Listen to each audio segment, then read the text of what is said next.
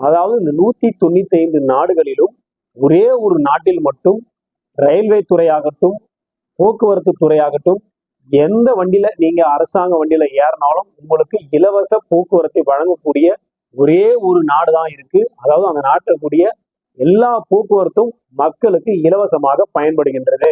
பார்க்க போறதுக்கு முன்னாடி நம்ம சேனல் ஃபர்ஸ்ட் டைம் தான் பாக்குறீங்க சொன்னா சப்ஸ்கிரைப் பண்ணி வச்சுக்கோங்க. அப்பதான் நாம போடக்கூடிய அற்புதமான அதிசயமான தகவலை உங்களுக்கு தெரிஞ்சுக்கிட்டே இருக்கும். அதை பார்த்து நீங்க பயன்பெற முடியும். மேலும் நீங்க பண்ற ஒவ்வொரு சப்ஸ்கிரைபுக்கும் உங்கள் சார்பாக ஒவ்வொரு மரக்கன்றுகளும் ஒவ்வொரு விதைகளும் நடப்படும் என்ற விஷயம் தெரிவிச்சுக்கிறோம். வாங்க இப்ப நம்ம வீடியோக்குள்ள போலாம். உலக நாடுகளிலே தங்களுடைய நாட்டு மக்களுக்காக இலவசமான போக்குவரத்தை வழங்கக்கூடிய நாடு எந்த நாடு அப்படின்ற தகவலை தெரிஞ்சுக்கலாம். எல்லா நாட்டிலயும் வந்து பாத்தீங்கன்னா கண்டிப்பா ஒரு இடத்துக்கு போனோம் சொன்னா போக்குவரத்து கண்டிப்பா தேவைப்படும். சொந்தமான வண்டி வச்சிருக்கணும், இல்ல சொந்த வண்டியிலனா நம்ம வந்து போக்குவரத்து வந்து கண்டிப்பா பயன்படுத்துவோம். அதுல முக்கியமானது பாத்தீங்கன்னா ரயில்வே துறை. அதுக்கு அடுத்தபடியா பாத்தீங்கன்னா போக்குவரத்து பயன்படுத்து பஸ், இது மாதிரி எல்லா விஷயத்தையும் நம்ம பயன்படுத்துவோம். பிரைவேட்டா கார் வச்சுட்டு போவோம், நிறைய எல்லாத்தையும் சொல்லிட்டே இருக்கலாம். இப்போ நம்ம இடத்துல இப்போ ரேபிடோ, காரு எல்லா விஷயத்தையும் நம்ம பயன்படுத்துறோம். ஆனா நாம சொல்லக்கூடிய இந்த நாட்டுல வந்து பாத்தீங்கன்னா அங்க இருக்கக்கூடிய அந்த அரசாங்கம் அங்க இருக்கக்கூடிய அவங்களுடைய மக்களுக்கு மட்டும் இல்ல, அங்க வரக்கூடிய சுற்றுலா பயணிகளுக்கும், அதாவது அந்த நாட்டுல நீங்க போயிட்டீங்கன்னு சொன்னாலே எங்க வேணாலும் போகலாம், எங்க வேணாலும் ஏறிக்கலாம், எங்க வேணாலும் இறங்கிக்கலாம். இலவச போக்குவரத்து. அதாவது நம்ம தமிழ்நாட்டுல இப்போ மகளிருக்காக இலவச போக்குவரத்து அறிவிச்சிருக்காங்க இல்லைங்களா, மகளிர் விடியல் பேருந்துன்னு. அது போல அங்க இருக்கக்கூடிய அந்த நாட்டுல எந்த போக்குவரத்தும், டிராம் வண்டியா இருக்கட்டும், ட்ரெயினா இருக்கட்டும், பஸ்ஸா இருக்கட்டும், எல்லாமே அரசாங்கம் இருக்கக்கூடிய எல்லா வாகனங்களும் இலவசமாக மக்கள் ஒரு இடத்துக்கு போக முடியுங்க. சோ அந்த நாடை பத்தி தான் நம்ம பார்க்க போறோம். அந்த நாட்டோட பேரை முதலாவது நம்ம சொல்லிடலாம். சோ லக்சம்பர்க் அப்படின்னு சொல்லக்கூடிய இந்த சின்ன நாடு தான் வந்து பாத்தீங்கன்னா அங்க இருக்கக்கூடிய மக்களுக்கு இலவசமான போக்குவரத்தை வந்து வழங்கியிருக்காங்க. அவங்க நாட்டு மக்கள் மட்டும் இல்லைங்க, அவங்க நாட்டுக்கு நம்ம சுற்றுலா பயணிகளா போனாலும் இலவசமான போக்குவரத்தை நம்ம பெற முடியும். எங்க வேணாலும் போகலாம், எங்க வேணாலும் ஏறலாம், எங்க வேணாலும் இறங்கலாம். இலவசமா அந்த நாட்டையே, அதாவது லட்சம்பர்க்கே நம்ம சுத்தி பார்க்க முடியும். 2020ஆம் ஆண்டுல இருந்து தான் பிப்ரவரி மாதத்துல இருந்து இந்த இந்த அறிவிப்பை வந்து, இந்த பொது அறிவிப்பை வந்து அவங்க அறிவிச்சாங்க. இது ஒரு முக்கியமான உள்நோக்கம் என்னன்னு கேட்டீங்கன்னா, அதிகப்படியான காற்று மாசுபாடை தடுக்கும் விதத்துல, கார்பன் உமிழ்வை தடுக்கும் விதத்துல அங்க வந்து இயக்கப்படக்கூடிய பேருந்துகளாக இருக்கட்டும், ரயில்வே எல்லாம் வந்து பாத்தீங்கன்னா அவங்க பசுமையை வந்து அவங்க முழுசா வந்து மேற்கொள்றாங்க.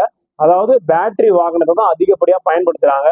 ஸோ பேட்டரி பேருந்துகள் தான் அதிகப்படியா பயன்படுத்துறாங்க. இதனால மக்கள் வந்து பாத்தீங்கன்னா தனிப்பட்ட முறையில வாகனத்தை எடுத்து போறதில்லை. ஏன்னா இலவசமா கொடுக்கும்போது யாருமே அவங்களுக்கு இண்டிவிஜுவலா காரையோ பைக்கையோ பயன்படுத்துறதில்ல. ஸோ இதனால காற்று மாசுபாடு குறைக்க முடியுன்ற ஒரு முக்கியமான விஷயத்த முன்னெடுத்துதான் இந்த பொது போக்குவரத்தை அவங்க இலவசமா அறிவிச்சிருக்காங்க அந்த நாட்டு அரசாங்கம். தனிநபர் வருமானம் அதிகமாக இருக்கக்கூடிய நாடாகவும் பார்க்கப்படுகின்றது. ஏன்னு கேட்டீங்கன்னா எல்லாருமே பொது போக்குவரத்துக்கு மாறிட்டாங்க. ஸோ இதனால காற்று மாசுபாடு குறையுது. இது மட்டும் இல்லாம அவங்களுடைய இண்டிவிஜுவல் செலவும் குறையறதுனால அவங்களுடைய வருமானம், தனிநபர் வருமானம் அங்க அதிகமாக இருக்கிறதா பார்க்கப்படுகின்றது.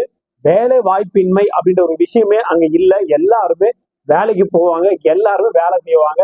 ஸோ தனிநபர் வருமானம் அங்க அதிகமா இருக்கிற காரணமா பார்க்கப்படுகிறது. இதனாலதான் லக்சம்பர்க் வந்து பாத்தீங்கன்னா அதிகப்படியான மக்களுக்கு அந்த வரி விதிப்பு வந்து குறைவாக இருக்குது. வரி விதிப்பின் மூலமாகவும் பாத்தீங்கன்னா அவங்களுக்கு வருமானம் வர்றதுனால அதிகப்படியான உள்நாட்டு உற்பத்தியை அதிகப்படுத்துறாங்க. இந்த உள்நாட்டு உற்பத்தி அதிகப்படியா இருக்கிறதுனால அவங்களுக்கு அதிகப்படியான வருமானம் கிடைக்குது அரசாங்கத்துக்கு. இதனாலதான் லக்சம்பர்க் அங்க இருக்கக்கூடிய அனைத்து அரசாங்க பொது போக்குவரத்தையும் இலவசமாக தன் நாட்டு மக்களுக்கும் இல்லாம சுற்றுலா பயணிகளா வரக்கூடிய வெளிநாட்டு மக்களுக்கும் இலவசமாக கொடுக்குறாங்க.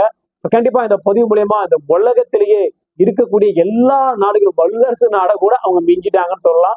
ஸோ லக்சம்பர்க் தான் வந்து பாத்தீங்கன்னா தன் நாட்டு மக்கள் மட்டும் இல்ல, சுற்றுலா பயணிகளா வரக்கூடிய எல்லாருக்குமே இலவச போக்குவரத்தை வழங்கக்கூடிய ஒரு நாடாக பார்க்கப்படுகின்றது. நம்ம போயிட்டு வர வரைக்கும் நமக்கு அந்த நாட்டை சுத்தக்கூடிய எல்லா இடத்துக்கும் இலவசமா போய் சுத்தி பார்த்துடலாங்க. ஸோ சூப்பரான ஒரு சலுகையை, சூப்பரான ஒரு திட்டத்தை அந்த நாட்டு மக்களுக்காக லக்சம்பர்க் வழங்கியிருக்கு. கண்டிப்பா இந்த பதிவு மூலியமா உலகத்தில் இருக்கக்கூடிய எல்லா நாடுகளிலும் இலவசமான போக்குவரத்து வழங்கக்கூடிய எந்த நாடு அப்படின்ற ஒரு அரிய தகவலை நீங்க தெரிஞ்சுட்டு இருப்பீங்க. நீங்க தெரிஞ்சுட்ட இந்த தகவல் உங்களுக்கு தேவைப்படுன்னு வச்சீங்கன்னா அவங்களுக்கு ஷேர் பண்ணி விடுங்க.